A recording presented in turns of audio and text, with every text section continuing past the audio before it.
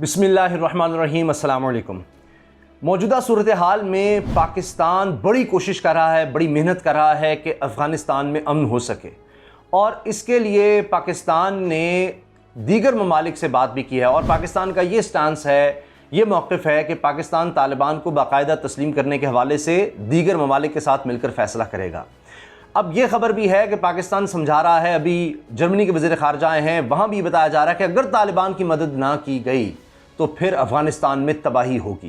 पाकिस्तान पूरी तरह से कोशिश कर रहा है कि अफ़गानिस्तान में अमन हो, जो हो सकता है। वर्ल्ड फूड प्रोग्राम खुराक पहुंचाने के लिए हो, वहाँ पर अद्वियात पहुंचाने के लिए हो, ज़रूरी अशिया पहुंचाने के लिए हो, वहाँ से लोगों का इनखला हो, जिसके वाले से तालिबान कह रहे हैं कि अब भी अगर गैर मुल्की कुछ हैं अफ़गानिस्तान में मौजूद तो उनको जाने के लिए इजाज़त मिलेगी। अब चूँकि काबुल एयरपोर्ट तो बिल्कुल अब बंद है और कतर से तालिबान बात कर रहे हैं कि वहाँ पर उनको टेक्निकल सहूलियात दी जाए ताकि वो ऑपरेशनल हो, तो ज़मीनी रास्ता फिर भी पाकिस्तान का ज़्यादा नज़र आ रहा है। तो पाकिस्तान हर तरह से कोशिश कर रहा है और अपने मफाद में ये कर रहा है। लेकिन एक चीज़ बड़ी वाज़ेह है, पाकिस्तान ने वाज़ेह तौर पर ऐलान कर दिया है, तालिबान को भी बता दिया है कि पाकिस्तान के मफाद में ही पाकिस्तान फ़ैसले करेगा और इससे हटकर कुछ नहीं करेगा। अब पाकिस्तान ने बड़ा मुतालबा मानने से इनकार कर दिया है, तालिबान का बहुत बड़ा जो मुतालबा था वो मानने से इनकार किया है। बाकायदा तौर पर एक जो ऑफिशियली आप कह लें, बाकायदा तौर पर जो पाकिस्तान से एक तालिबान की तरफ से मुतालबा था वो ये था कि पाक अफगान सरहद उसको खोल दिया। यानी खोलने से मुराद ये कि जो बाढ़ है, ये 2700 किलोमीटर की जो सरहद है, इस पर 2200 किलोमीटर से ज़्यादा पर बाढ़ लग चुकी है, उसको हटा दिया जाए, ख़त्म कर दिया जाए, जहां मर्जी से लोग आए जाएं। पाकिस्तान ने साफ इनकार कर दिया है। बाकायदा वज़ीर दाखिला ने कह दिया ये किसी सूरत मुमकिन नहीं है। इसकी वजह उन्होंने क्या बताई है, इसकी तफसील क्या है, ये बहुत बड़ी खबर है। और क्या ये पाकिस्तान और तालिबान के दरमियान जो मामलात हैं, क्या उसको ये मुतासिर कर सकता है, ये इतना बड़ा इनकार? ये बहुत बड़ा सवाल है। लेकिन इसका जवाब जानने के लिए हमें पहले मौजूदा सूरत हाल को देखना होगा। देखिए, तालिबान इस वक्त पंजशेर को ना सिर्फ घेरे हुए हैं बल्कि अब वो पंजशेर में दाखिल हो चुके हैं। मुख्तलिफ अजला पर, पंजशेर के मुख्तलिफ अजला पर उन्होंने बाकायदा कब्जा कर लिया है। झड़पों की इतलात नज़र आ रही हैं और बहुत मुश्किल लग रहा है कि वहाँ पर अहमद मसूद जो है वो और अमरुल्लाह साले जो साबिक नायब सदर है अफगानिस्तान का, वो कोई बड़े अरसे तक तालिबान को रोक सके। तालिबान कह रहे हैं कि हमने मुज़ाकरात के लिए बड़ी कोशिशें की, नाकाम हुई, तो अब उन्होंने बाकायदा तौर पर वहाँ पर फोर्सेस भिजवा दी हैं। बाज़ जगहों पर लड़ाई की इतलात है, मगर लग यही रहा है क्योंकि अब उस तरह से सपोर्ट भारत भी नहीं कर पा रहा, ना अमेरिका कर पा रहा है जिस तरह माजी में करता रहा है, ये नॉर्दर्न लाइन्स जिसको कहा जाता था। तो बस चंद ही आप समझ सकते हैं घंटे होंगे, कुछ वक्त लगेगा और बाकायदा तौर पर लगता है कि पंजशेर पर भी तालिबान कब्जा हो जाएगा, जो माजी में ऐसा नहीं हो सका क्योंकि ये इलाका इस किस्म का है।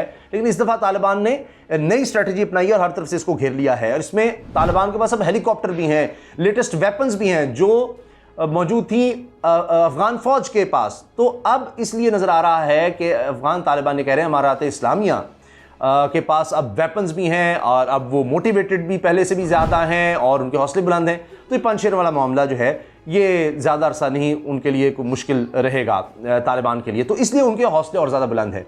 अब बात यह है कि इसके बाद अमेरिकी सदर का खिताब भी आप देख लीजिए, हालिया उन्होंने किया अपनी कौम से, और वो एक शिकस्त खुर्दा खिताब था। उन्होंने कहा कि बुज़दिल फ़ौज थी अफ़गानिस्तान की और बुज़दिल हुकूमत थी, ये सब उनकी वजह से हुआ है, जिस तरह से ये तबाही हुई है, जिस तरह इनखला हुआ, ये सब कुछ। और उनका ये कहना है कि देखिए ये सब किया धरा ट्रंप का है और मेरे आने से पहले ये इनखला का सब कुछ हो गया था, तो मुझे इल्ज़ाम ना दिया जाए। यानी बाइडन अब जस्टिफाई कर रहे हैं, उनको समझ नहीं आ रही कि वो क्या करें क्या कहें। लेकिन बात ये है कि उन्होंने जिस तरह के बयान दिए हैं कि जी ये हमारी बड़ी अचीवमेंट है कि हमने 1,20,000 लोगों को निकाल लिया, दुनिया की तारीख में इस तरह से इतनी तेज़ी से इनखला नहीं हुआ, ये सब कुछ हुआ। यानी बात ये कि जैसे हम जानें बचा के जो आ गए हैं, जो जानें बच गई हैं, जो हम भाग गए वहाँ से, इसी को गनीमत जानो, ये उनका पैगाम नज़र आ रहा है अमेरिकी सदर का। तो वो अब ये ज़रूर कह रहे हैं कि जी मशरूत तौर पर अगर तालिबान ने कोई बदले ना लिए और अलकायदा को कंट्रोल में रखा, हमारे इलाके में ना आने दिया, तो जनाब हम तालिबान को तस्लीम भी कर सकते हैं। तो ये तालिबान के लिए बड़ी पॉजिटिव जा रहे हैं। पाकिस्तान मुसलसल कोशिश कर रहा है कि अफगानिस्तान में अमन हो और नज़र आ रहा है कि जाहिर है कि अब तालिबान का पूरा कंट्रोल है, तो किसी न किसी सूरत में उनकी हुकूमत को तस्लीम करना पड़ेगा, चाहे दुनिया इसको माने या ना माने। तो पाकिस्तान ये दुनिया को समझा रहा है, लेकिन अपने मफाद को सामने रखते हुए। पाकिस्तान जो है उस पर कोई आंच नहीं आनी चाहिए। इसीलिए टीटीपी के खात्मे का, अलकायदा के खात्मे का मुतालबा हो रहा है। और वज़ीर दाखिला शेख रशीद साहब भी इस बारे में बता रहे हैं। उन्होंने इस हवाले से भी गैर मुल्की इदारे को इंटरव्यू देते हुए बड़ी अहम बात की है कि तालिबान की तरफ से अलकायदा और टीटीपी का क्या जवाब आ रहा है, क्या इनका आपस में गठजोड़ है, जब उन्होंने ये बाढ़ के हटाने के हवाले से साफ इनकार किया है। अब देखिए आपके, चूँकि अब अफ़गान तालिबान समझ रहे हैं कि पूरी तरह से अफ़गानिस्तान का कंट्रोल है, तो मुल्ला उमर जो पहले अमीर थे तालिबान के, उनकी कब्र पर गए हैं और लीडरशिप गई है।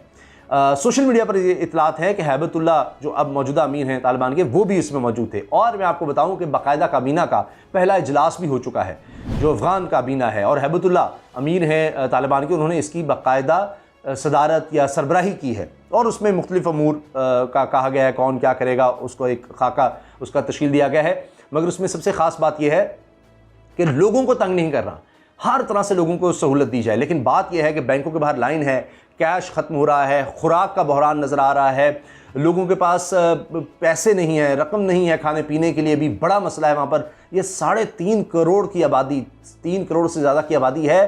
कोई 1 लाख लोगों को अगर अमेरिका और उसके इत्तेहादी ले गए तो आप सोचिए कि कितने, 1% भी ये लोग नहीं बनते, आधा भी नहीं, यानी 0.5% भी नहीं बनते। आप सोचिए, तो ये 3 करोड़ में से 1 लाख, तो बाकी पीछे बहुत बहरान है। और पाकिस्तान में भी बहरान पैदा हो सकता है अगर अफ़गानिस्तान में हालात कुछ बेहतर नहीं होते, यानी कुछ हद तक कंट्रोल में नहीं होते। अब ये तो नहीं कहा जा सकता कि बड़ी तेज़ी से बड़ा वहाँ पर कोई अच्छा माहौल हो जाएगा, मगर बहरहाल वहाँ पर कुछ हद तक स्टेबिलिटी लाना पाकिस्तान के मफाद में, उसके लिए पाकिस्तान कोशिश कर रहा है।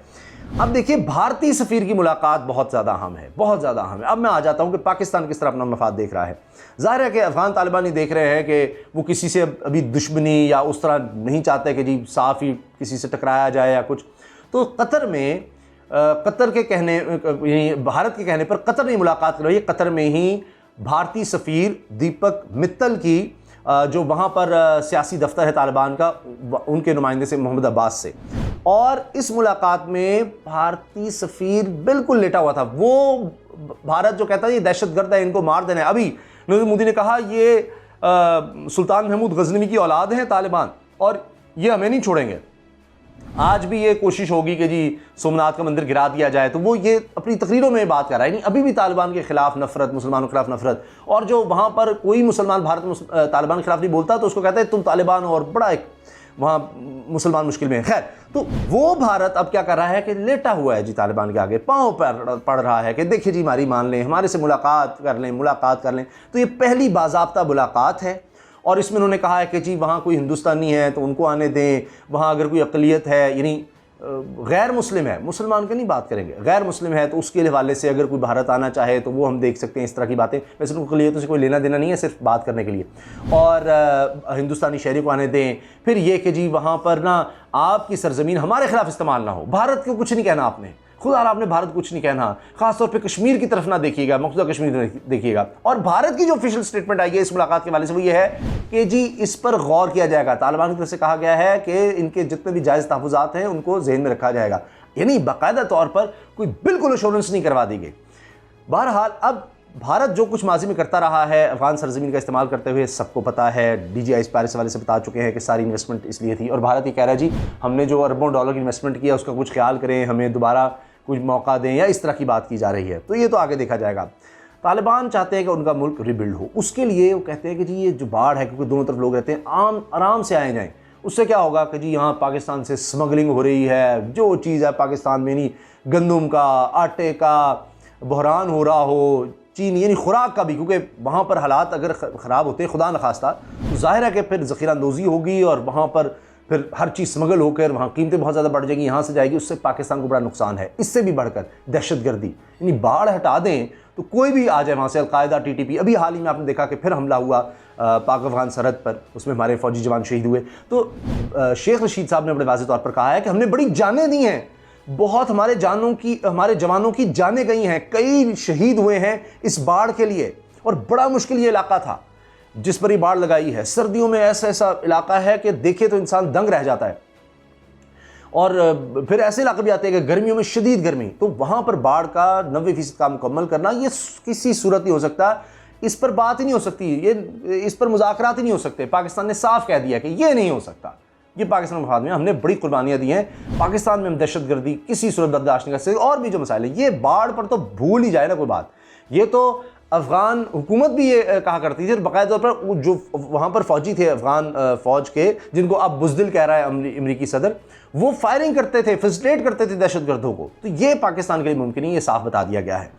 और इसके साथ शेख रशीद साहब ने कहा है कि तालिबान ने यकीन दहानी करवाई है कि अलकायदा और TTP पाकिस्तान के खिलाफ कार्रवाई नहीं कर सकेंगे। TTP की ज़मानत है, TTP से उन्होंने भी ज़मानत ली है तालिबान ने। अब देखते हैं कि कहाँ तक ये बात जो है दुरुस्त साबित होती है, क्योंकि पाकिस्तान ये कह रहा है कि तालिबान को मौका देना चाहिए, कि जब वो कह रहे हैं और मिलकर उनको फैसिलिटेट करना चाहिए कि वो उनको मौका तो दिया जाए अपने वादों पर अमल दरामद करने के लिए। वो सबसे कह रहे हैं कि अफ़गान सरजमीन हम किसी के खिलाफ इस्तेमाल नहीं होने देंगे, तो उनको मौका दे। तो पाकिस्तान की कोशिश है, मगर इसका ये मतलब हरगिज़ नहीं है, कतई नहीं है कि हम कोई पाकिस्तान के किसी भी तरह से मफाद पर समझौता कर लें।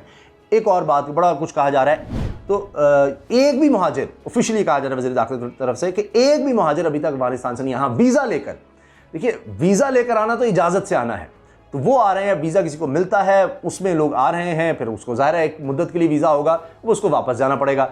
तो ये नहीं कि मुहाजिरीन है जिस तरह पहले हुआ, लाखों आ गए तो बस उनका कोई स्टेटस नहीं है, मुहाजिरीन का स्टेटस है ना, उनके पास शनाख्ती कार्ड कई उन्होंने तो जाली बना ली है, तो वो सब ऐसा कुछ नहीं है। तो ये लेटेस्ट अपडेट है और उम्मीद ये है, कोशिश यही है, जो भी डिग्निटरीज आ रहे हैं, फ़ोन आ रहे हैं कि जी मिलकर इस मामले को हल किया जाए। क्योंकि अमेरिकी सदर तो ये कह रहा है कि जी देखें हम तो निकल आए, क्योंकि रूस और चीन हमें वहीं पर रखना चाहते थे ताकि हम वहाँ बर्बाद होते रहें, हमारे अरबों डॉलर मुसलसल वहाँ पर लगते रहे, अरब डॉलर, 2000 अरब डॉलर हमने लगा दी और लगते रहे। अब हमारा चैलेंज फ़र्क है, हमारा चैलेंज अब जनाब चीन है, तो हमने उसकी तो देखना है, वो बहुत बड़ा चैलेंज है। भूल जाएँ अफगानिस्तान को, वहाँ जो हमारे साथ होना था हो गया, आगे देखें।